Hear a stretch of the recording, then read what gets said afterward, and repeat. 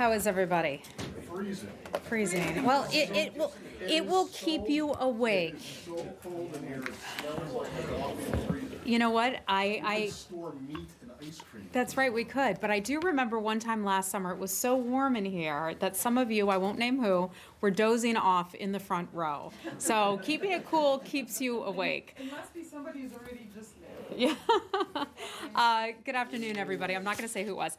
A couple announcements to bring in, starting out with a very serious topic, and that is the suicide attack that took place in Afghanistan.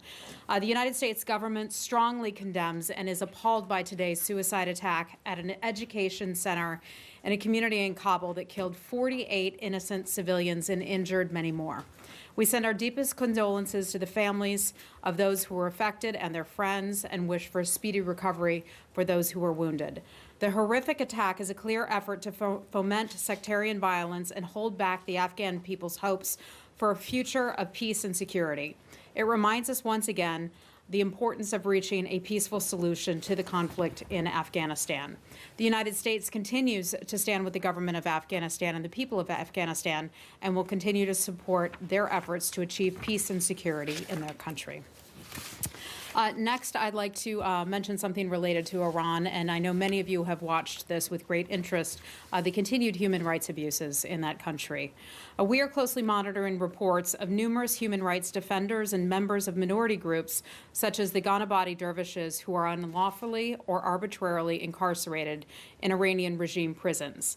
Yesterday, I tweeted about Narges Mohammadi. She's a mother of two with a critical health condition, who was recently sentenced to a total of 16 years in prison for peacefully advocating for human rights reforms. Today, we are especially concerned about a prominent human rights lawyer named Nassim Sotoudeh, who has been detained in Tehran's Evin prison since June 2018, and who is facing national security charges for legally representing an Iranian woman who was charged for removing her headscarf in public. The Iranian regime jails people for peacefully exercising their rights and then jails people who are asked to defend them. These daily human rights violations and arbitrary arrests are simply unacceptable. We call on our partners around the world to join us in urging the Iranian regime to stop persecuting its people for exercising their human rights and their fundamental freedoms. And last, I'd like to address something that has taken place recently in Cambodia. And as many of you are aware, and we've discussed here, their recent elections, which the State Department has characterized as flawed and neither free nor fair. As previewed in the White House's July 29th statement on Cambodia's election, we are expanding the visa restrictions initiated on December 6, 2017, on individuals involved in the undermining of democracy in Cambodia. The expanded entry restrictions may apply to individuals both within and outside the Cambodian government who are responsible for the most notable anti-democratic actions taken in the run-up to the flawed July 29th election. In certain circumstances, their immediate family members will also be subject to restrictions. We reiterate our call for the Cambodian government to take tangible actions to promote national reconciliation by allowing independent media and civil society organizations to fulfill their vital roles unhindered, and immediately release Kem Sokha and other political prisoners, and ending the ban on political opposition. With that, I'd be happy to take your questions. Oh, but I do have one more announcement. I'd like to say happy birthday to Elise Lavitt from CNN. Happy birthday, Elise. She's off, as she should be today. Okay. Yes. Happy birthday to Elise, indeed. Just on Cambodia real quick. Yes. Will you say you're expanding the visa restrictions? Expanding from how many to how many? I don't have the numbers before me on that, but they're reviewed obviously on a case-by-case basis. How do we know then they're actually being expanded? They're being expanded in, well, because the Secretary has a broad authority under the Immigration and Naturalization Act to restrict the visas of those who want to come into the United States that would have potentially serious adverse foreign policy consequences. And so the laws are confidential, as you well know, the visa laws are. So we're not going to be able to release a list of those who will fall under this. Okay, I'm not asking for a list, Yeah. but I mean, what does it mean to expand them? If you can't say with a number that you started with and now the number that they're going to be, I mean, I don't know how you can say you're expanding them. Well, we're expanding that. I will see if our consular people can get you additional information on that. Category of people Pardon me? now? Does it include a new category of official? It's a way that we can review who is coming in and applying for visas and provide, and make a determination as to who can come into the United States and who cannot. I know, but this is the problem with these kinds of things. Yeah. It happens with Nicaragua, it happens, you say that you're doing this, and then we, the public, and the Cambodians themselves have no idea what actually this means if we don't know it's expanding the scope of the category of people who can be, who will be excluded or will be denied visas, or is it just a number? Matt, I will From see what 3 to additional, 9 I or will to see what 12? additional information I can get you if we can provide you numbers on that. On Turkey, you may have seen today that the guy who was the honorary chairman of Amnesty International, who had been in jail there, was released today. Right, and I believe we've provided statements about that case in the past, certainly. Yeah, and but I'm sure you've seen that a judge denied Pastor Brunson's appeal. I have. And I'm also sure that you've seen the tariff announcement from the Turkish government. So I'm just wondering what you have to say about all 3 of those. Okay, let's start first with Pastor Brunson. Of course, we are very aware of the decision on the part of the court in Turkey. We're certainly disappointed by that announcement. We would like Pastor Brunson to be brought home to the United States. We have said for far too long that Pastor Brunson has been held for far too long, and we look forward to Pastor Brunson coming home. We'd like that to happen very soon. Okay, and the other 2? Sure, go right ahead. The second one was what again? Well, I mean, the Amnesty International and the tariffs. Yeah, well, I mean, we're certainly. Also, and then on Brunson, or on the tariffs, which I guess your White House colleague made a point to separate, saying that the U.S. tariffs that were imposed did not have anything to do with the Brunson case, but that the sanctions on the 2 officials, to justice, or the. Yeah, so in terms of the did. Amnesty International person, we're certainly pleased that he has been released. We have put out statements in the past on his case, and for that matter, the case of many others. We've seen as the Turkish government has detained people, many of them journalists, activists, members of civil society, accusing them or putting them in prison on what many would regard as trumped-up charges. So we're pleased that that they made that announcement today. In terms of Turkey and tariffs and our overall relationship with Turkey, I'm not going to characterize the extent of our relationship with Turkey. I mean, there's clearly work that is left to be done. The diplomacy continues. I anticipate that we will be talking with the Turkish government at some point in the future about the case of Pastor Brunson and the case of other Americans. Are you aware of anything scheduled or anything ongoing? No, we have nothing scheduled, no meetings or calls or anything of that sort to announce. Leslie, go right ahead. So is the administration, or do you know, given what happened today with Pastor Brunson, given the tariffs, is the administration considering any retaliation? Leslie, you know, we don't get ahead of sanctions. We don't forecast sanctions. I don't know personally what is going to happen in the future, but those are things that are always, as a general matter, things that the U.S. government is able to deploy. The vice president just tweeted that, saying he's demanding his release. I mean, has the secretary made that message clear to his Turkish counterpart? I think we've discussed this before, that the U.S. government, whether it's the vice president, the president, the secretary, we've made our expectations very clear. We want our people home. I'm sure. Sorry, just now the White House said that the U.S. is prepared to bring sanctions against Turkey until Brunson is free. Okay, I've not seen that, so I'm that's not going to okay. comment on that. Well, I mean, I'm just telling you so that Okay. I can ask the questions. But given that that has been sort of the policy so far, along with diplomacy, it's obvious it's not working. So why continue down that path? And is there something else that you feel the State Department can do or work on to change the course? Well, look, I think what we do here is we talk with other countries, and that is something that the State Department just simply does. So we will continue our diplomatic approach, and you would characterize it as it's not working. We don't have Pastor Brunson home yet. We don't have other Americans home yet, but we will keep working on it. Doesn't mean that we're going to stop trying. Okay? Said, go right ahead. The fact that Qatar is infusing $15 billion to shore up, apparently, to shore up the Turkish lira? You have any comment on So I saw that report. I just have to refer you to the government of Qatar and the government of Turkey. both are I don't have any comment for you on that. I'd have to refer you to those governments. Okay. Pardon me? Do you welcome the step that Qatar has made? I think that's between those two countries, and I'm not going to comment on that, so I just refer you to those governments on that issue. Hi, Nick. Hey, Heather, just following up on Turkey, can you say what the last time was there was actually a discussion between whoever it is who's handling the Brunson case Well- with the Turkish government? As you know, Ambassador Bolton, National Security Advisor Bolton, spoke with the Turkish ambassador 2 days ago, Monday, this week here in Washington. I believe that that was the last conversation. But I certainly can't rule out that our embassy or other State Department personnel or U.S. government personnel would not have talked to Turkish officials about other matters. But is it your policy right now that there will be no discussion about this issue until he's released? We don't have any policy on that I'm aware of. Okay? Hold on. Why is it important, this one American, to put global financial stability at risk, put U.S. base presence in Turkey at risk, put a NATO alliance with a NATO partner at risk for one American who's being put through the Turkish justice So you're system? saying this is our fault? No, This I'm saying situation is why- our fault? Why escalate it to that level for a single American I who think- has not been tortured or mistreated? You know, he's been I think put through the I would Turkish take justice issue with the system. premise of your question.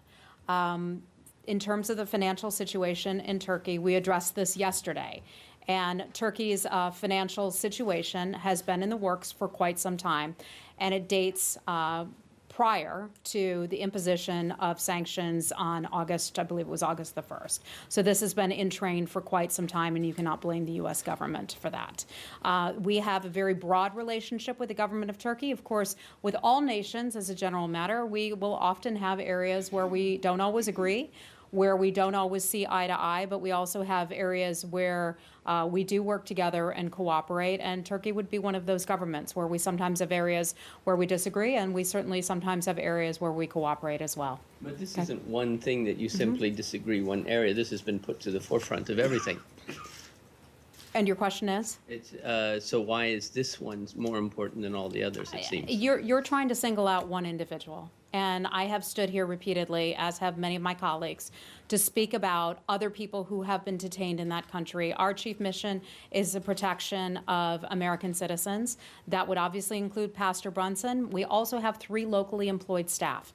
I spoke about them just yesterday and was very clear with all of you that that is a major concern of ours. There's also a NASA scientist who has been detained by the Turkish government. That is important to us as well, and you've heard that come out of the State Department, you've heard that come out of the White House, and from our other colleagues as well. Okay, Lori, go ahead. Secretary Pompeo spoke with the KRG and Iraqi prime ministers yesterday, and I saw your readout on that.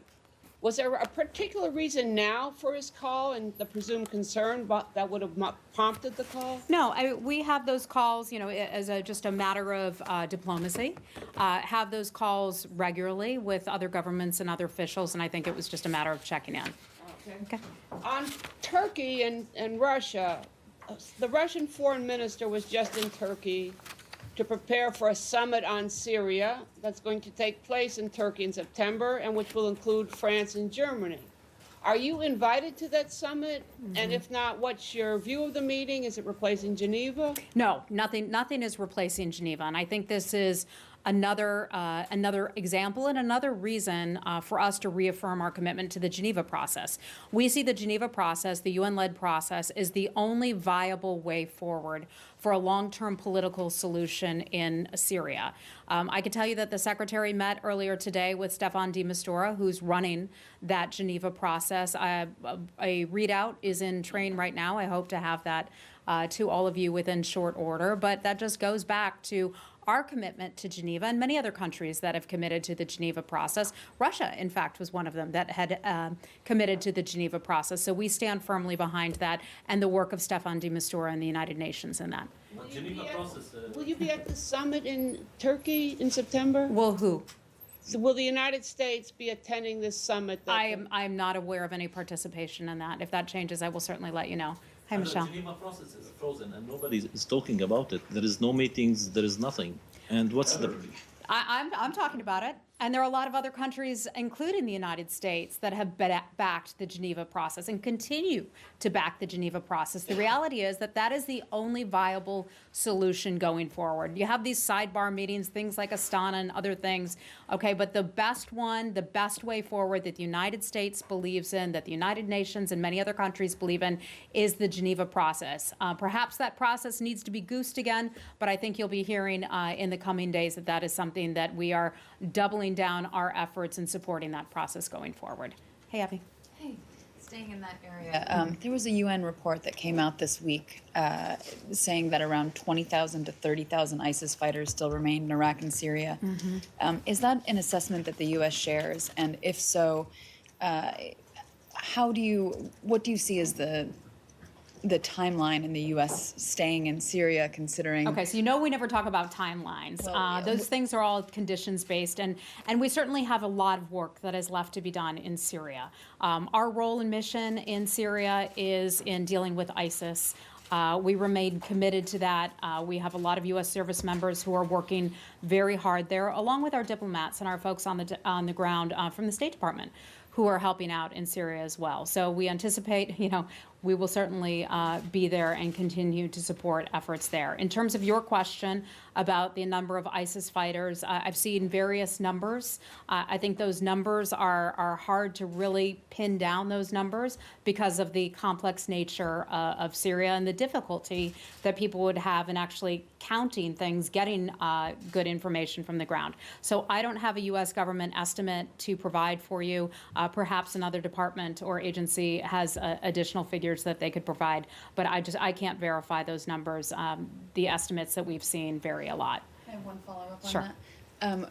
One of the things that the president said in April is that he thought the coalition was close to retaking 100% of the territory that had been held by ISIS. So if there's 20,000 to 30,000 ISIS fighters that still remain in Iraq and Syria,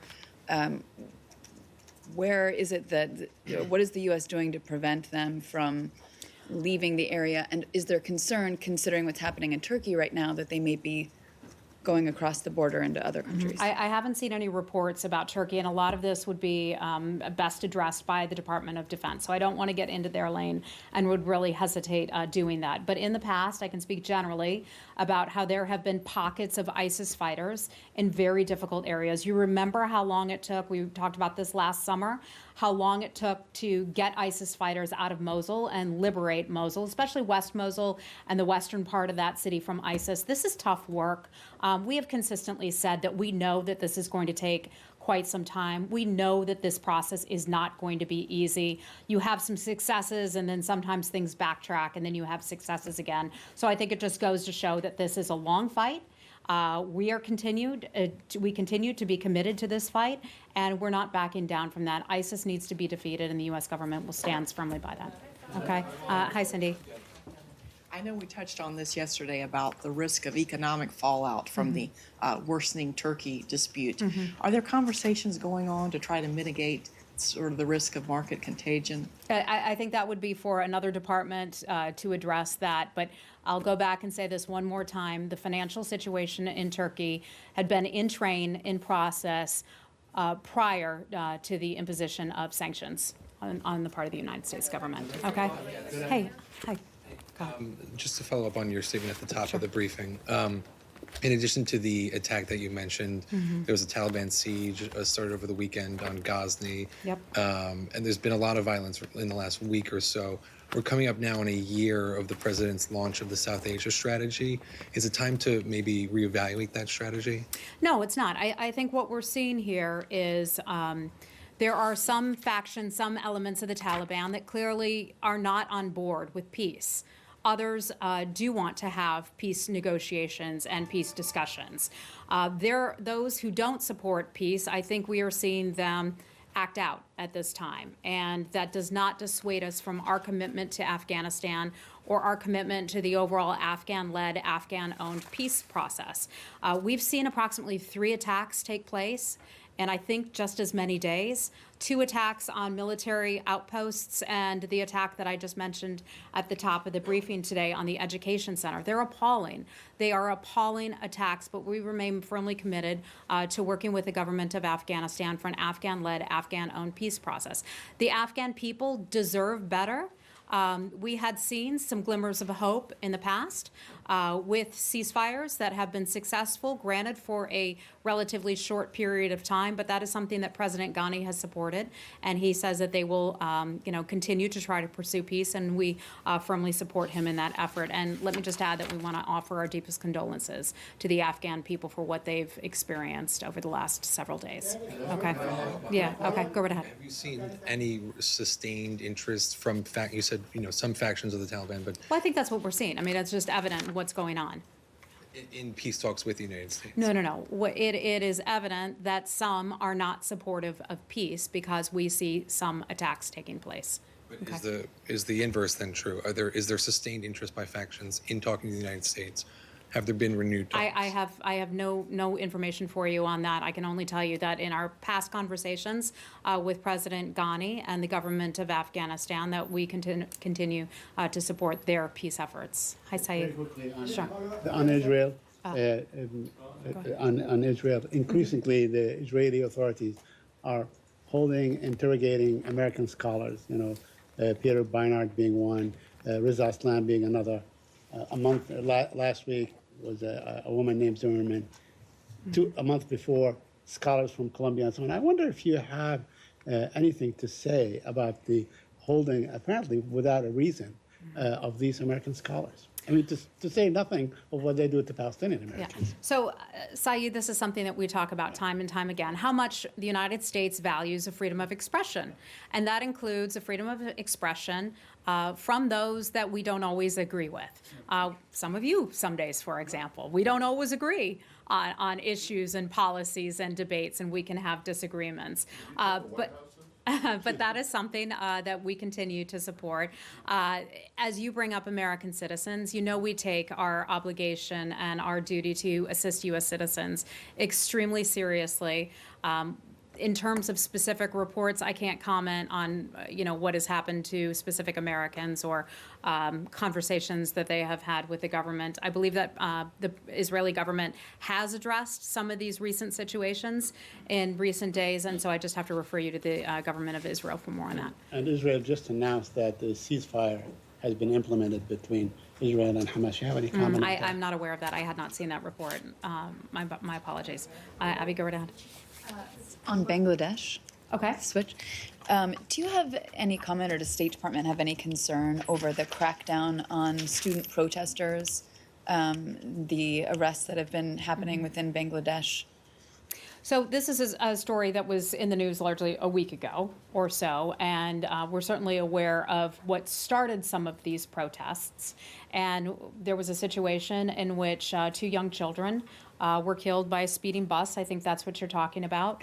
And protests started where young people were standing up and saying, people need to drive more safely here in Bangladesh. And that kind of increased. Those protests started to increase. The government took some measures, I think, to try to limit some of those protests. I don't have any new details for you on what may or may have happened in the last day or so. I just don't have that fresh of information. But I know that we have a good relationship with the government of Bangladesh. We make our concerns about many matters very clear to that government, and we continue to have good cooperation with them. But we also, as we just discussed with Saeed, support the freedom of speech and the right to protest peacefully. Hi, Janie. Hi, thank you very much. On North Korea, yes.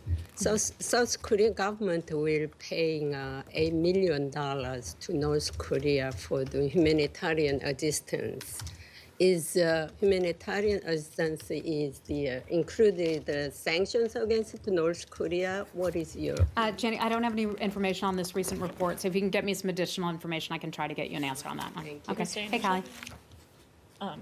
So on Myanmar, we've seen Politico had a story about how there was a something on what the secretary may or may not say regarding the situation with the Rohingya. Do you have anything to announce on, is the State Department going to call it genocide? What's been happening in Rakhine State with the Rohingya?